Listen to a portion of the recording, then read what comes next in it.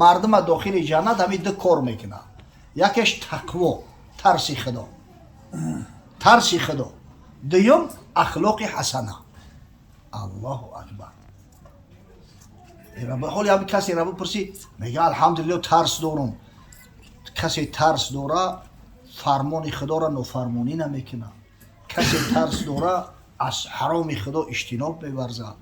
Касе тарс дора, намози худоро мехона, рӯзаро мегира, бо ҳамон қадар амал мекунаву бо аз худо метарса, аз рӯзи суолу ҷавоб метарса. Оғи тарс ана ира мега, тамоми ҷиноята куниву ай худо метарсам. Валлоҳ дурӯғ мегӯй. Як шахс намоз мехондааст, дар вақти намоз ҳами дастиш қати, ришаш қати бозӣ дора, инамита ришаш шона мекунад ба дасташ. ҳазрат нохост чишмаш ғалтид. گفت لو خشعت قلبه لخشع جوارحه. اگر همی دلش در ترس میشید که اعضای بدنش هم میترسیدن، بازی نمیکرد، ریش درست نمیکرد در دوی نماز. ایرا ببینه حضرت زین العابدین امام سجاد خدا رحمت و مغفرتش کنه، فرزند امام حسین، میگه در همین نماز می ایستاده رنگ روش میکنده، چشماش سرخ میشید، لرزش میگرفت. بعد گفتن حضرت این ترس هراس ای که جای تو فرزند رسول الله صلی الله علیه و سلم این قدر درجه و منزله داری، تو در حیات ایام خوردید نمازی را ترک نکرده، هیچ معصیتی نکرده، مردم همه ای تو تقلید میکنن و با تو تقلید میکنن، تو یک قدوه هستی. میگه در حضور پروردگار میستم چکل نترسم. آیا این خدای تعالی بندگی ما قبول میکرده باشه؟ آیا این نمازی مرا قبول میکرده باشه؟ نکنه که فرد روز قیامت نمازی خودگی ما بگیره در سر روم بزنه. چی بسا نمازهایی هست که خدا قبولش نمیکنه؟ چی بسا بندگی هایی هست که مورد پسند الله عزوجل قرار نمیگیره؟ الله اکبر. این ایره ترسی خدا میگن. حضرت ابراهیم خلیل وقتی میگه جبریل علیه السلام آیات وعید خدا را می آورد، آیات عذاب علی دوزخ، ای ترس هراس خوشش میرفته. بعد یه روز میگه تو خلیل اللهی، خداوند تو را خلیل گفته، دوست گفته، نخو خلیل دوست ای دوستی خودش قبل ترسه؟ گو یا جبریل، این پروردگاری هست که به همه رابطه خویش تباری را قطع کرده گیه. لم یلید و لم یولد گفت، نزاد کسی رو و نزاده شده کسی به هیچ که رابطه خشتباری نداره، ای همه قطع کرده گیه. چخیل نمیترسم؟ همین که پروردگار چخیل نمیترسی که رابطه را به همه قطع کرد؟ لم یلید لم یولد است و از قدم، نه پدر دارد نه فرزند نه عم، جز خضوع و بندگی و استقرار اندر این حضرت ندارد اعتبار. در حضور الله عزوجل فقط همین ترس، بندگی، آبیدیده همین قدر قیمت داره. اینجا جای غرور و تکبر و کتگی نیست که من خلیل الله هستم.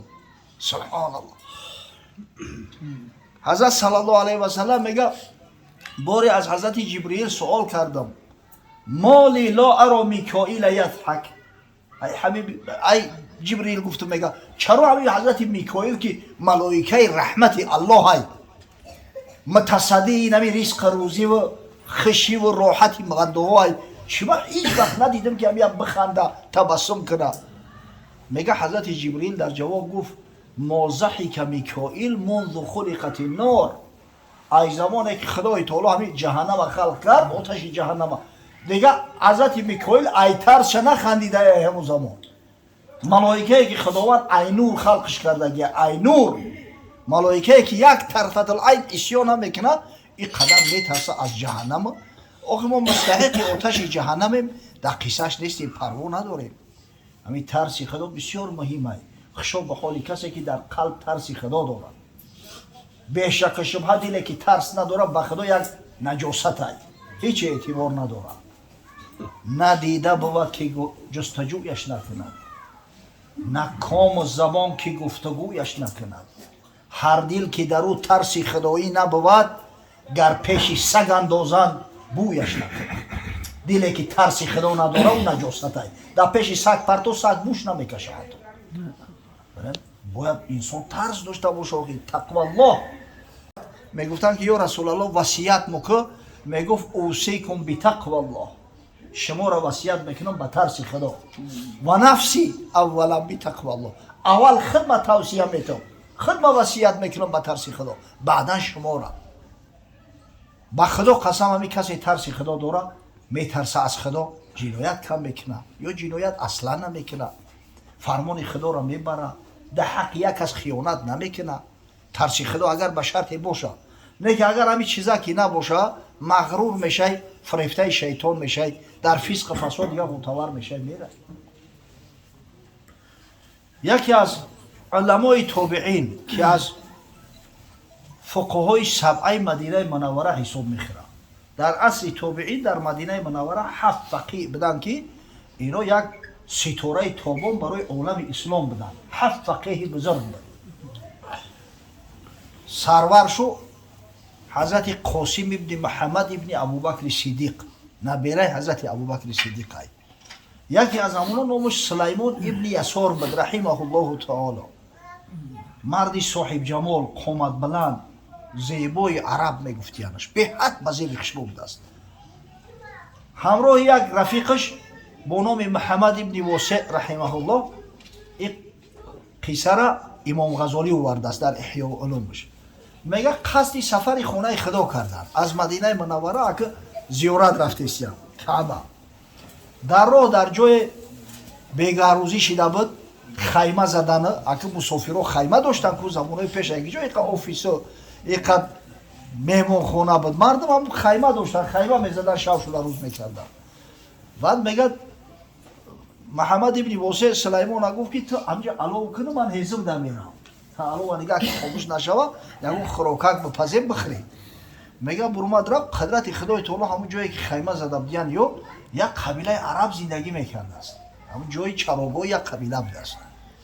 یک زنی سروری قبیله وقتی میبینش این را با این حسن جمال، بسیار صاحب جمال، همین دیگه شهوت بالا میگیره، میآید نزدش، در خیمه میدروید، خچه پیشکش میکنه، این ما در خدمتی، اگر بخواهیم میتونیم مثلا اشرت برویم. این همی سرش خم میکنه، همون جای شیشتگیش در چنان با درد نوله میکنه، همین خیلی میگریه، اوی قنیگه میکنه که هیچ نگریه این بود شوه.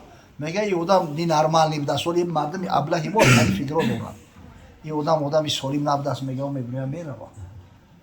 محمد ابن واسع رحمه الله میآید یا درز هیزم رحمه الله میآید یا درز هیزم قطعی که این همه قیگریسته است الهی توبه. بعد ای بچه چیکار کردی؟ چی درد داری؟ چی گریه میکنی؟ و میگه نمیدونم برادر چی کمبودی و چی خطای ایمو رفته است، خداوند چنان امتحانی سخت کرد که بسیار در دهشت غلطیدم، ایمو ترس گریه دارم. بعد همی قصه را کرد در پیشش، او را در پالو شیشت گریه را برداشته و گفت تو چی درد داری؟ تو چی گریه میکنی؟ گفت من میترسم که اگر در جای تو میشیدم تو قدم میکردم، شاید همی کردم میرفتم، شیطانی ملعون وسوسه میکرد. مردای خدای نه خیل میشوند، انا می ترسی خدایی که آدم سعی میکنه که نکاح حلال کنه، زنی حلالی بگیره، ترسی خدایی که از زنا پرهیز میکنه. اگر همی ترسی خدا نباشه همه کار در انسان میره.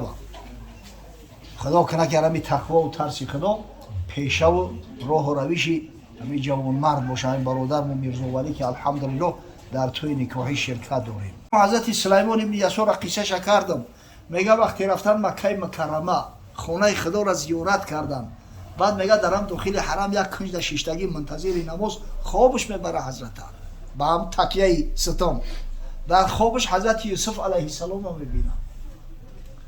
بعد میگه که تو سلیمان ابن یساری؟ میگه بله حضرت شما حضرت یوسفه؟ بله. میگه خشا به حالت، میگه که خدای تعالی برای تو عمل پیغمبر رو نصیب روزی گردید، از زنا و از فسق و فساد حفظ کردن نفس، این کاری پیغمبر رو های. خدا رحمت کنه حضرت مولوی را.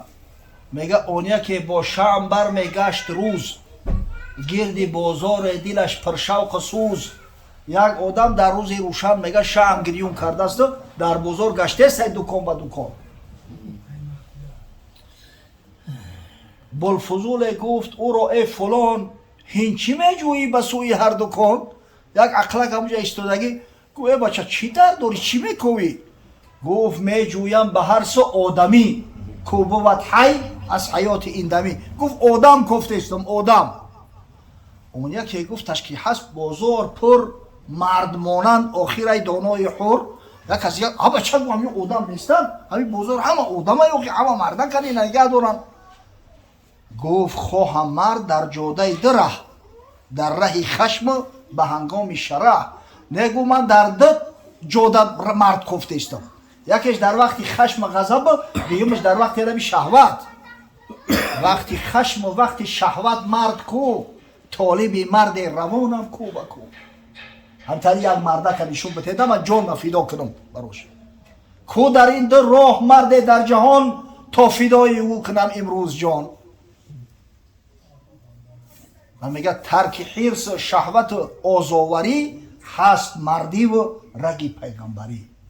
انا خشا به حال جوانه که خشا نگاه میکنه، خشا کنترل میکنه. انشالله خداوند برکتش بده، زندگیش هم زندگی شیرین و خوب میگذره. انشالله امید است که فردا روز قیامت هم خداوند متعال از آتش جاسوس جهنم نجاتش بده. پروردگار بزرگ میرزا ولی ما را رحمتش داده است، در روسیه ایستاده ببینه که کنترل کرده و زن میگیره، خدا نگهش بداره. دوم چیزی که از همه بیشتر مردم وارد جنت میکرده است حسن الخلق، اخلاق حسنه، اخلاق زیبا. اصلا مسلمان باید اخلاقش زیبا باشه، زیرا پیامبر امام محمد صلی الله علیه و سلم خوش اخلاق ترین بنده الله ای. ای پیغمبر ما را خوش اخلاق‌تر خدای تعالی هیچ کس خلق نکرده است. ببینه پیامبری را که همه صفات بزرگی را خدا براش داده است، حتی تصور کرده نمیشود که یک مخلوق چی صفات بزرگی داشته باشه و رسول خدا صلی الله علیه و سلم او را نداشته باشه. فرق نداره، در جوانمردی بنده الله بود، در شجاعت منترینش بود، در خیر سخاوت آخر مثل بادی وزنده به دست تصور کرده نمیشود. کسی را در حیاتش قرض دادگی نیست حضرت، چیزی که میداد دیگه نمیگرفت شب رد. آخر در همه کار پیشوای راهنمای رهبلدای. اما در قرآن عظیم شان با وجود همین قدر کمال بزرگی که داشت حضرت، خداوند متعال با اخلاق حسنه صفتش کرد. اعوذ بالله من الشیطان الرجیم و انک لعلی خلق عظیم. بیشک ای حبیبی من تو صاحب اخلاق بزرگی، اخلاق بزرگ حسنه ای داری. نبود که با مردم همه نمود مقیم. اطراف معجزهای پیغمبر گپ زنیم، صحبت بسیار طولانی بد میشود. و میدونیم که خدای تعالی پیغمبر ما را معجزه‌های داده است که هیچ پیغمبر تصورش نمیکرد. معجزه‌های پیغمبرها اگر زمینی باشه، خدای تعالی برای حبیبش محمد صلی الله علیه و سلم حتی معجزه آسمانی دادگیه که با یک اشاره انگشت سبابش قمر ماه شب 14 دو حصه جدا شد. این حدیث امام بخاری است، صحیح ترین کتاب بعد قرآن. در آیه قرآن هم اشاره به همین است و انشق القمر، قمر منشق شد به اشاره انگشت یا رسول الله صلی الله علیه و سلم. امام بخاری روایت میکند از انس ابن مالک، میگه کان اهل مکه سأل رسول الله صلی الله علیه و سلم ان یریهم الآیه. مردم مکه میگه ان اهل مکه سأل رسول الله، مردم مکه میگه سوال کردن از پیغمبر صلی الله علیه و سلم که یگان معجزه براشون نشون بده. من میگه فاراهم القمر شقتین حتی رأوا حراء بینهما. میگه همین در آسمان گفت اینه ماه هم میبینه، ماه کامل، ماه شب 14. و در منطقه حجاز حجوم میدونن که ماه کلونتر میتو و خیال میکنی به زمین نزدیکتره. چه خیلی قدرتی خدای تعالی. همه اشاره کرد میگه ماه دو حصه جدا شد، حتی در بین همون دو حصه ماه غار یا غار سیاه دیدن، چه خیلی هم دیگر جدا میشود. هزاران معجزه داره. این معجزه قرآن جای گپ نداره، معجزه زمینی و آسمانی، معجزه که تا روز قیامت هست. اگر معجزه‌های پیغمبرا موقتی باشه وقتی اینجا باشه همون یک زمان و یک مکان در نشان داده باشن آخه این معجزه قرآن تا روز قیامت و انشالله بعد قیامت هم هسته که ما برای صحیباش در پیش پروردگار طلب شفاعت میکنم. مصطفی را هزار معجزه بود که به مردم همه نمود مقیم، بهترین هزار معجزهش ادب نیک بود و خلق عظیم. همین در میان همین معجزه ها میگه از همه بزرگتر و بهترش همین اخلاق و آداب حسنه و بزرگ شد. ما و شما امتای محمد صلی الله علیه و سلم هستیم. مسلمان با اخلاق و آدابش باید از دیگر مردم فرق کنه.